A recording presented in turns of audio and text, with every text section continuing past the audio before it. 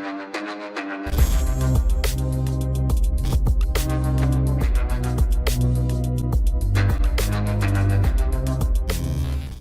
everyone. Today's question of discussion is law of demand.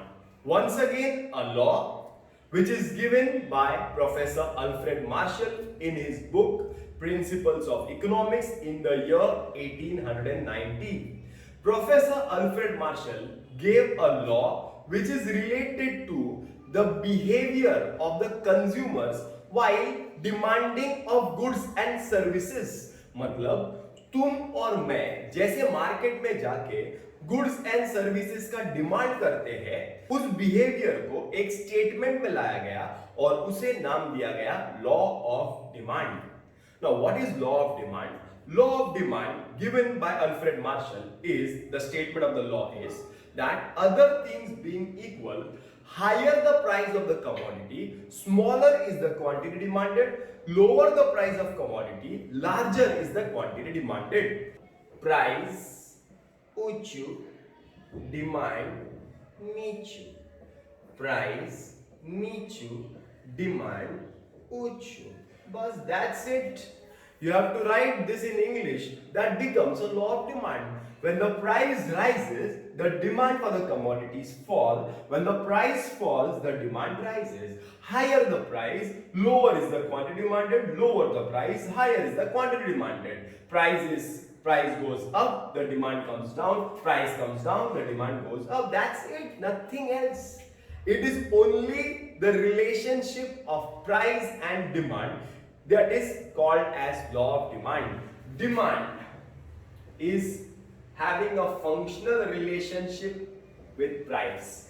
Dx is equal to f of px, where d is demand for the commodity, x is the commodity, f is the function of, and p is the price of commodity, that is x. So demand का relationship price के साथ जो express करते हैं उसको हम law of demand बोलते हैं. Demand and price are having an inverse relationship in between them. Inverse relationship मतलब जब demand बढ़ता है या जब price बढ़ता है तो demand कम होता है. This law of demand can be explained with the help of a schedule and a graph. The schedule, that is, the first column will be price in rupees and the second column will be quantity demanded in kg. In kg. See, the numbers are also very simple. The numbers will be 5, 4, 3, 2, 1. 1, 2, 3, 4, 5. 5, 4, 3, 2, 1. 1, 2, 3, 4, 5. तुम लोग बोलेंगे sir number बहुत easy है. ले लो, hard कर लेते हैं. Hard कर लेते हैं. Now, this table is showing the price and quantity demanded. Price is 5 rupees, the demand is 5 kg. Price falls, the demand rises. Price falls, the demand rises. We can also draw a graph. The graph on y-axis always there will be price. Here it will be quantity demanded in kg. Price is 1, 2, 3, 4, 5. Demand is 10, 20, 30, 40, 50. Now the numbers are, demand is on x-axis, so 10, 5. So 10, 5. First point. 24. Second point. 33. Third point. 42. Fourth point. 51. This is the last point. We will join these points. You will get a demand curve DD. The demand curve DD is having a negative slope. It slopes downwards. देखो ना, वो नीचे जाता है. It slopes downwards. It is indicating that when the price rises, the demand falls.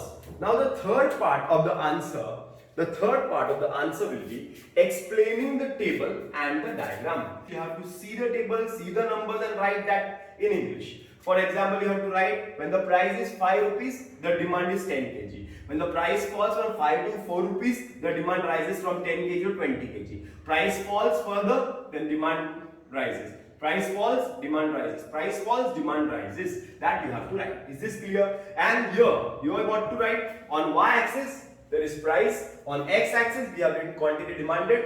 DD is the demand curve. Demand curve DD is sloping downwards from left to right. Demand curve DD has a negative slope. It is indicating that when the price rises, the demand falls. Price rises, the demand falls. Is it clear? In my last lecture, we have studied a concept which was called as law of demand. Law of demand given by Alfred Marshall is other things being equal, higher the price of the commodity, smaller is the quantity demanded, lower the price of the commodity, larger is the quantity demanded.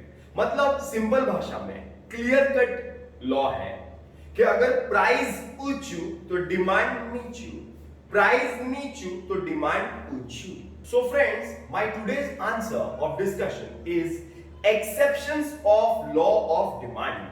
Exceptions. Exceptions मतलब वो चीजें जो exceptional है, जो normal नहीं है, वो चीजें जो लॉ को तोड़ती है, वो एक्सेप्शंस होती है. What is the law? Law says that when the price is high, the demand is low. When the price is low, the demand is high. Today's question of discussion is exceptions of law of demand. Exceptions. Exceptions means which are not normal, which are exceptional. Exceptions means which break the law, जो law को तोड़ते हैं. What does the law say? Law says that when the price is high, the demand is low. When the price is low, the demand is high. Anything which is breaking this law, anything which is not going as per this law is an exception. मतलब price ज्यादा है, demand कम होना चाहिए. Price कम है, demand ज्यादा होना चाहिए. अगर किसी ने लॉ को तोड़ दिया तो वो एक्सेप्शन हो जाएगा, वो एक्सेप्शनल केस हो जाएगा. अरे समझ में आ रहा है? एक्सेप्शंस के लिए आज का हमारा मंत्र है इधर से पहले गोबर हटा. आज का मंत्र है इधर से पहले गोबर हटा. सबसे पहला I means ignorance. Ignorance. Sometimes due to ignorance, people might purchase more when the prices are high, or they may purchase less when the prices are less. Ignorance मतलब लोग ignorance में प्राइस ज्यादा रहता है तो डिमांड कर लेते हैं, प्राइस कम रहता है तो डिमांड कम कर लेते हैं. मतलब ignorance होता है. Now what is the meaning of ignorance? For example, मैं मार्केट में जाता हूँ और मार्केट में अल्फांसो मैंगोज हापुस आम रहते हैं. एक जगह पे 100 रुपीज केजी में मैंने 10 किलो हापुस आम खरीद लिए, लेकिन मुझे नहीं मालूम था, आई वॉज इग्नोरेंट कि हापुस आम अभी सस्ते में मिल रहे हैं, वो 60 रुपीज केजी में मिल रहे हैं. मैंने 100 रुपीज में खरीद लिए, मैंने प्राइस ज्यादा था, डिमांड कर लिया. सही किया कि गलत किया? गलत किया. प्राइस ज्यादा में मैंने डिमांड किया. Why I demanded? Because I was ignorant. That is why ignorance is an exception to law of demand. Point number 2 is S, speculation. Speculation मतलब क्या?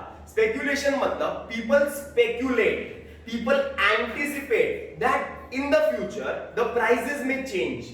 भाव फ्यूचर में बदलेंगे तो लोगों को स्पेक्यूलेशन होता है, पीपल एंटिसिपेट. और ये स्पेक्यूलेशन की वजह से लोग प्राइस ज्यादा रहता है तो भी ज्यादा डिमांड कर देते हैं. जैसे कि दिवाली के पहले सपोज शुगर है, शुगर का प्राइस ज्यादा है, शुगर का प्राइस ज्यादा है, और दिवाली में लोगों को लगता है कि शुगर का प्राइस और बढ़ने वाला है. प्राइस शुगर का ज्यादा है, प्राइस इज मोर, तो डिमांड कम होना चाहिए.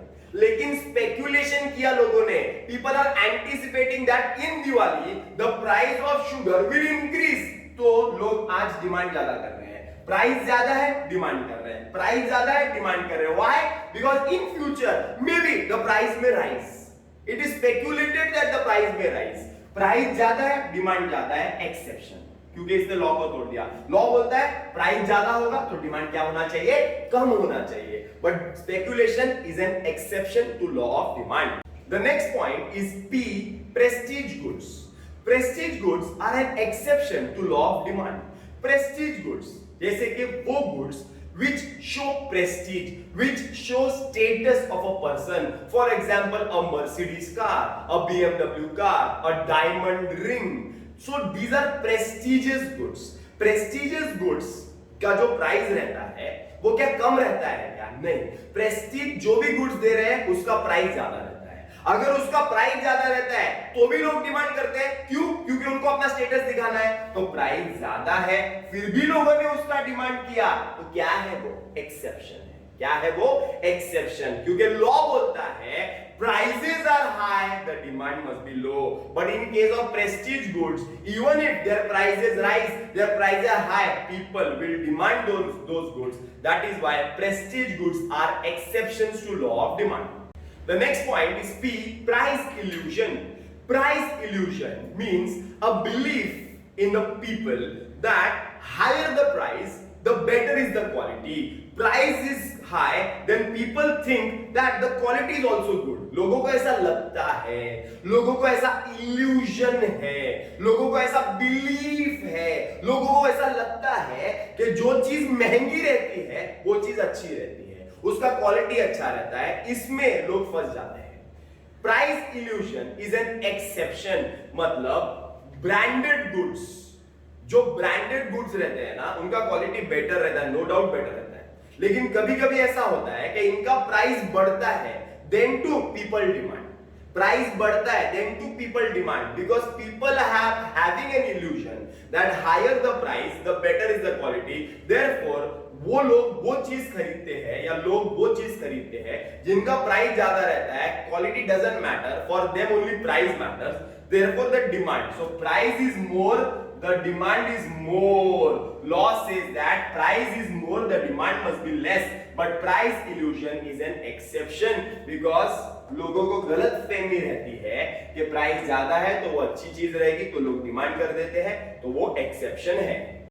Point number 5 is Giffen's paradox. Before explaining Giffen's paradox, एक कहानी सुनते हैं सबसे पहले। वो कहानी पहले सुन लो, उसके बाद ये पॉइंट ज्यादा क्लियर हो जाएगा। एक जमाने में it was somewhere in 19th century in England, एक जमाने में क्या हुआ, एक चाचा हुआ करते थे जिनका नाम था सर रॉबर्ट जिफेन, जिफेन चाचा। एक दिन क्या हो गया, जिफेन चाचा अपनी बालकनी में थे और नीचे कुछ गड़बड़ चल रही थी, लोगों में कुछ तो बहस हो रही थी। Then he asked the people that hey what type of grumbling is happening, what is happening? तो नीचे से अल्बर्ट चाचा ने आवाज दिया, नीचे से अल्बर्ट चाचा बोले कि ना जिफेन, वो जो ब्रेड है ना, ब्रेड उसका भाव बढ़ गया है,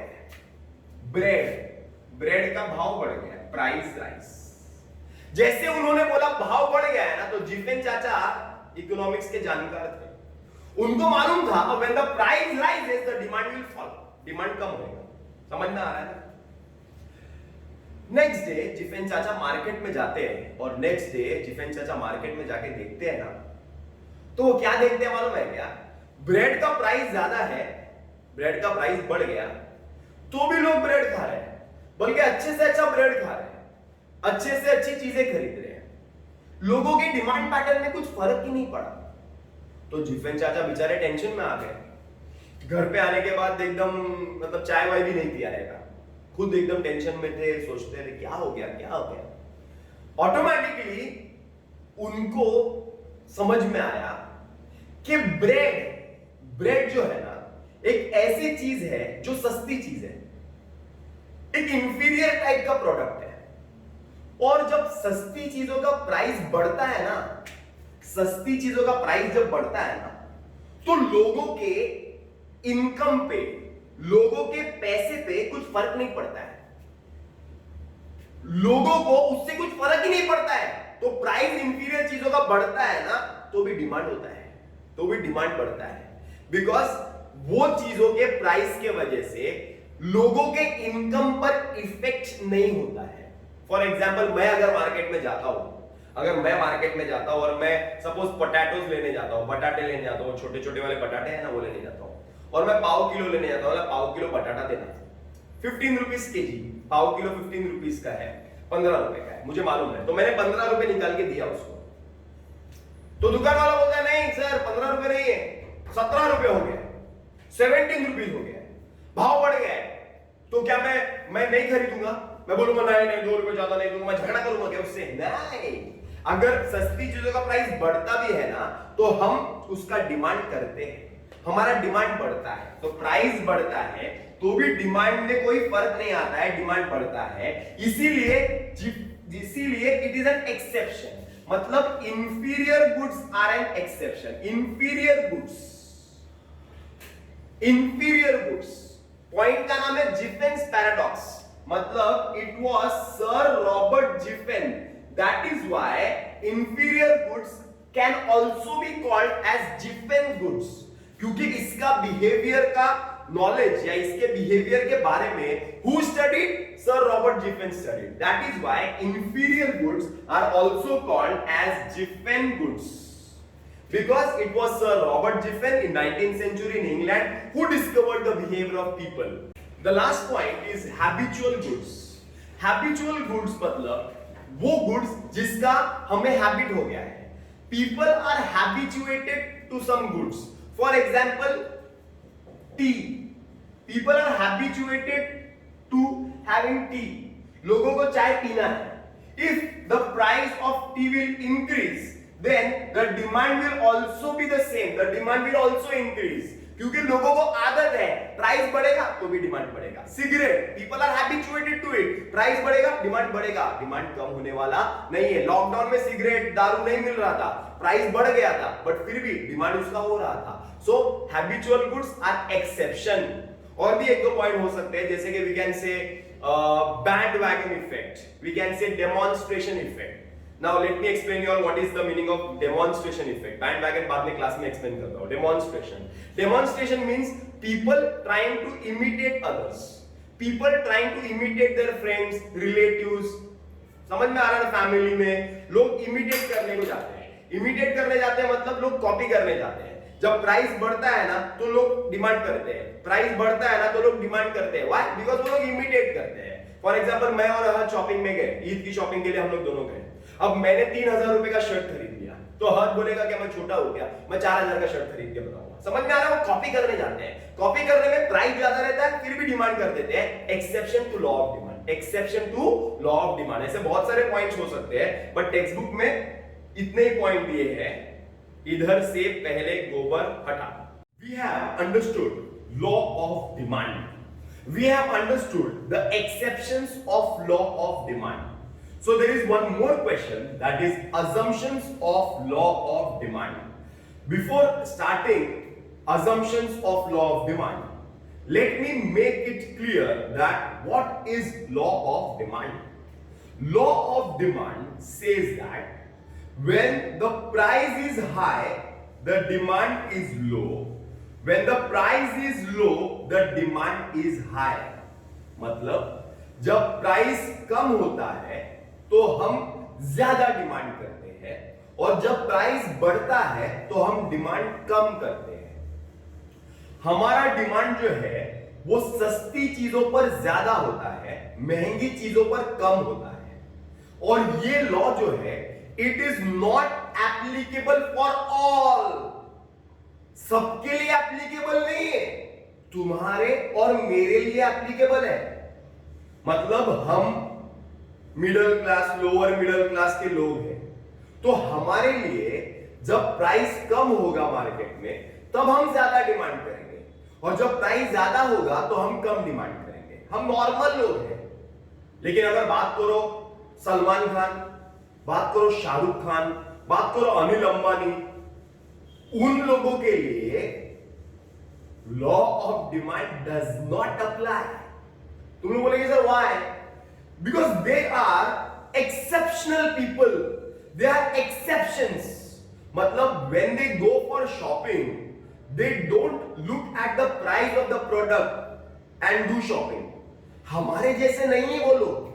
वो लोग जब शॉपिंग करने जाते हैं तो गिन चुन के नहीं जाते हैं कि हमको ये चीजें खरीदनी है, हमको ये लिस्ट बना के जाना है, हमको ये चीज इंपॉर्टेंट है, ये चीज इंपॉर्टेंट नहीं है, हमको 2 शर्ट खरीदने हैं, हमको 3 शर्ट खरीदने हैं, हमको मारुति कार खरीदनी है. नहीं. Their mentality, their thinking, their income is exceptional. If you remember, I had given you an example of Kapil Sharma. Kapil Sharma paying 14 crore rupees taxes in 1 year. एक साल में उसने 14 करोड़ का टैक्स पे किया था.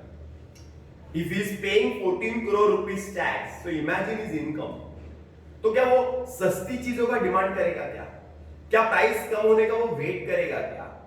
वो तो जानबूझकर प्राइस ज्यादा रहेगा तो डिमांड करेगा. वो लोग प्राइस ज्यादा रहेगा तो डिमांड करेंगे. क्यों करेंगे ऐसा?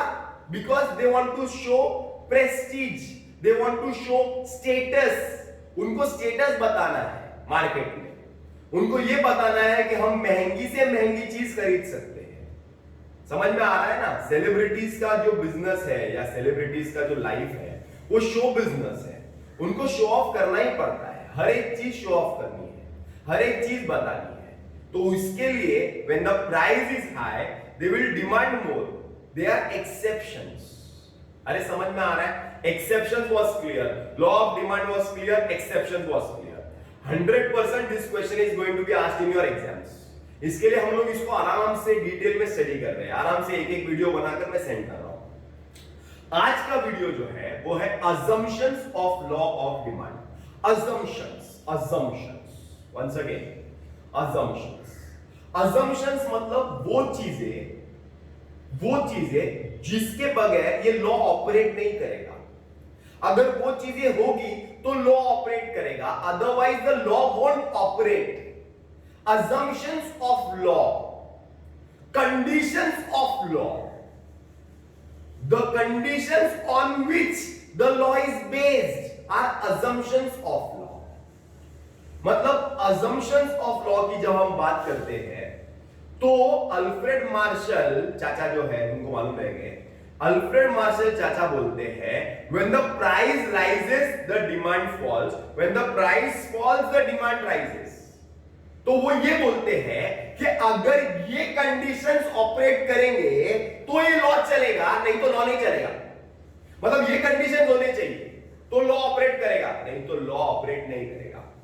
एकदम सिंपल भाषा में, ये वीडियो सिर्फ अपने जीन के स्टूडेंट्स के लिए ही है. एकदम सिंपल भाषा में, ऐसी कोई भी चीज नहीं होनी चाहिए, नहीं होनी चाहिए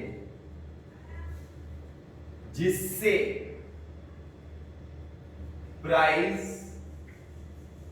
बढ़े और हमें ज्यादा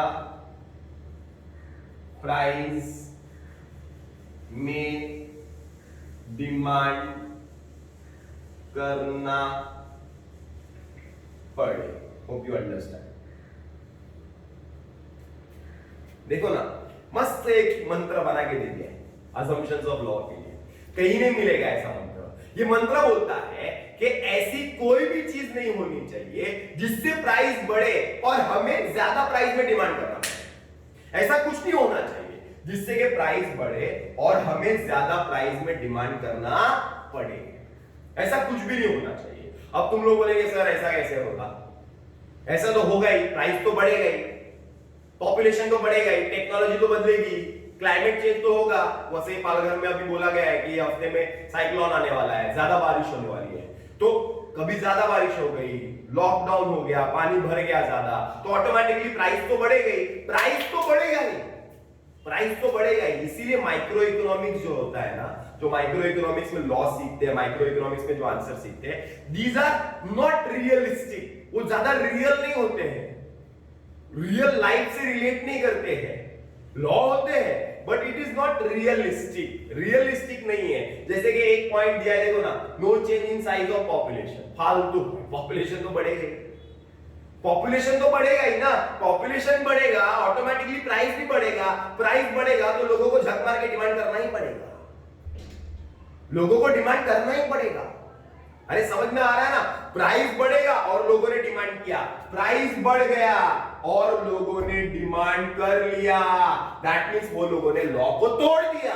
तो लॉ को तोड़ना नहीं चाहिए. लॉ को तोड़ना नहीं चाहिए। इसीलिए अल्फ्रेड मार्शल बोलते हैं कि ऐसी कोई भी चीज नहीं होनी चाहिए जिससे कि प्राइस बढ़े और लोगों को वो बढ़े हुए प्राइस पे डिमांड करना पड़े। These are assumptions. मतलब अल्फ्रेड मार्शल बोलते हैं no change in population, population बदलना नहीं चाहिए। ये सारे वही पॉइंट्स हैं जिससे लोगों को ज्यादा प्राइस में डिमांड करने की नौबत आती है, जिससे लोगों को ज्यादा प्राइस में डिमांड करने की नौबत आती है। That means Alfred Marshall says that if the law is going to operate then these conditions must be applicable. ये कंडीशंस एप्लीकेबल हो गए तो लॉ ऑपरेट करेगा, नहीं तो लॉ ऑपरेट करने वाला नहीं है। मतलब पॉपुलेशन बदलना नहीं चाहिए, लोगों का इनकम का लेवल बदलना नहीं चाहिए। If the level of income increases automatically the pattern of demand of people changes. लोगों का इनकम बदलेगा तो ऑटोमेटिकली लोग अच्छी चीजें ही खरीदेंगे ना। तो एमआई का शाओमी फोन थोड़ी खरीदेंगे, तो ओप्पो, पोको, वीवो वो थोड़ी लेंगे। वो लोग तो डायरेक्ट सैमसंग पे जाएंगे, एप्पल पे जाएंगे। समझ में आ रहा है ना? मतलब income of the level of income of people must not change. If level of income of people changes automatically लोग लॉ को तोड़ देंगे। अगर लॉ को तोड़ देंगे तो लॉ ऑपरेट नहीं करेगा। So it is assumed by Alfred Marshall that constant level of income, the level of income of people must not change. Income level बदलना चाहिए नहीं। Price of substitute goods must not change, must be constant. Substitute goods, hope you understand. Substitute means option. चाय, सुबह सुबह चाय नहीं मिली तो mummy को बोलो कॉफी दे दो। अरे समझ में आ रहा है? कॉम्प्लेन दे दो। There is a substitute, there is an option. पंखा नहीं चल रहा है, एसी स्टार्ट कर दो। There is a substitute, there is an option. Substitute product का प्राइस बदलना नहीं चाहिए। अगर सब्स्टिट्यूट प्रोडक्ट का प्राइस बदलेगा तो ऑटोमेटिकली हमारे प्रोडक्ट का प्राइस बदलेगा। अगर हमारे प्रोडक्ट का प्राइस बढ़ गया तो हमको झक मार के हमारा प्रोडक्ट का डिमांड करना पड़ेगा। तो सब्स्टिट्यूट प्रोडक्ट का प्राइस बदलना नहीं चाहिए। Similarly, price of complementary goods. Complementary goods. I have taught you what are complementary goods. Complementary goods are those goods which are jointly demanded. For example, car and petrol. They are complementary goods. Complementary goods. अरे समझ में आ रहा है क्या? Mobile phone and sim card complementary goods. Complementary दोनों चाहिए। अगर दोनों रहेंगे तो ही वो डिमांड सेटिस्फाई होगा, तो ही मोबाइल फोन का कुछ फायदा है। कार में पेट्रोल नहीं रहेगा तो कार चलेगी ही नहीं। So car and petrol are complementary goods because they are jointly demanded. तो कॉम्प्लीमेंट्री गुड्स का प्राइस बदलना नहीं चाहिए। अगर कॉम्प्लीमेंट्री गुड्स का प्राइस बदलेगा, कॉम्प्लीमेंट्री गुड्स का प्राइस बदलेगा तो ऑटोमेटिकली हमारे प्रोडक्ट का प्राइस भी बदल सकता है, दूसरे प्रोडक्ट का प्राइस बदल सकता है। अगर दूसरे प्रोडक्ट का प्राइस बढ़ गया और लोगों ने ज्यादा डिमांड कर लिया तो एक्सेप्शन। अरे समझ में आ रहा है क्या? जैसे कि सपोज पेट्रोल देखो ना, पेट्रोल बहुत महंगा है, 80 रुपीज है सपोज। कल कुछ हो गया ऐसा कि अभी लॉकडाउन है पूरा, पेट्रोल का कुछ सेल हो रहा ही नहीं है, तो गवर्नमेंट ने पेट्रोल का भाव कम कर दिया। पेट्रोल कर दिया 10 रुपए लीटर। ले लो 10 रुपए। पानी का बोतल है वैसा पेट्रोल मिल रहा है। पानी के बोतल में पेट्रोल है, 10 रुपए में पेट्रोल है, मजा आ रही है, सब लोग लेके पेट्रोल घूम रहे हैं। पेट्रोल सस्ता हो गया, क्या होगा मालूम है क्या? ऑटोमेटिकली ऑटोमोबाइल्स का डिमांड बढ़ जाएगा।